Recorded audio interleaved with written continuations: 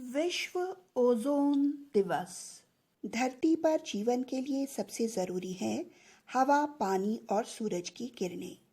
जिस तरह दूषित हवा और दूषित पानी हमारे जीवन के लिए खतरनाक हो सकते हैं, उसी तरह सूर्य से निकलती किरणें यदि सीधे धरती पर पड़े तो इनमें मौजूद पराबैंगनी किरणें हमारे लिए घातक सिद्ध हो सकती हैं।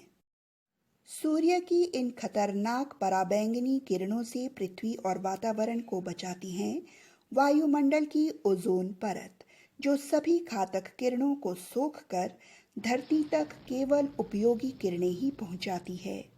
ओजोन एक हल्के नीले रंग की गैस है जो ऑक्सीजन के 3 परमाणुओं का यौगिक है।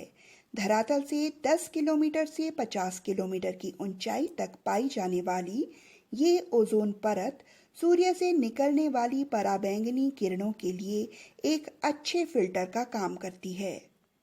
ये जीवन रक्षक छाते की तरह है। आज हमारी बढ़ती जा रही औद्योगिक गतिविधियों के कारण ओजोन परत को नुकसान पहुंच रहा है। ओजोन परत को नुकसान पहुंचने का अर्थ है धरती पर पर्यावरण को नुकसान पहुंचना। यदि ओजोन परत को नुकसान पहुंचता है तो मानव में त्वचा से संबंधित बीमारियां, कैंसर, फसलों को नुकसान और समुद्री जीवों को खतरा पैदा हो सकता है। एक अन्य खतरा है ध्रुवों के पिघलने का। अंटार्कटिका में ओजोन परत में एक बड़ा छेद हो गया है, जिससे अंटार्कटिका के हिमखंड पिघलकर तटीय क्षेत्रों में बाढ़ जैसा खतरा पैदा कर सकते हैं और गर्मी को भी अत्यधिक बढ़ा सकते हैं। ओजोन परत की खोज 1913 में फ्रांस के भौतिकविदों फेब्री चार्ल्स और हेनरी बुसोनो ने की थी। 23 जनवरी 1995 को यूनाइटेड नेशन की आम सभा में पूरे विश्व में ओजोन परत के प्रति जागरूकता लाने के लिए 16 सितंबर को राष्ट्रीय ओजोन दिवस के रूप में मनाने का प्रस्ताव पारित किया गया। उस समय ये लक्ष्य रखा गया कि पूरे विश्व में 2010 तक ओजोन फ्रेंडली वातावरण बनाया जाए। हालांकि अभी भी लक्ष्य दूर है, लेकिन ओजोन परत को बचाने की दिशा में विश्व ने उल्लेखनीय कार्य किया है। Ozone friendly fridge, cooler, plastic के इस्तेमाल में कमी इत्यादि ओजोन परत को बचाने की कवायद का ही परिणाम है।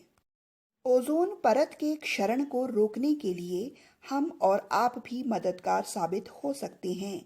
इसके लिए हमें ऐसे सौंदर्य प्रसाधन और एरोसोल तथा प्लास्टिक के कंटेनर, स्प्रे जिसमें क्लोरोफ्लोरोकार्बन अर्थात CFC विद्यमान है का उपयोग नहीं करना चाहिए।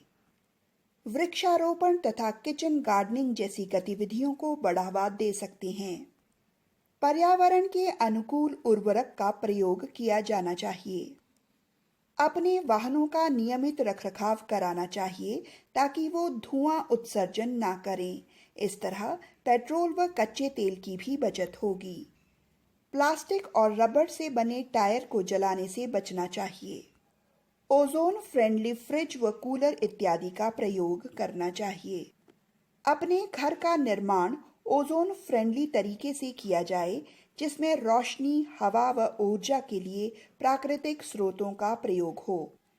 यदि हम अपनी आने वाली पीढ़ी के स्वस्थ भविष्य की कल्पना करते हैं, तो आवश्यक है कि हम ऐसे रास्ते को अपनाएं जिससे हम उन्हें स्वस्थ पर्यावरण और शुद्ध वातावरण दे सकें। DLSA ऊना द्वारा जनहित में जारी।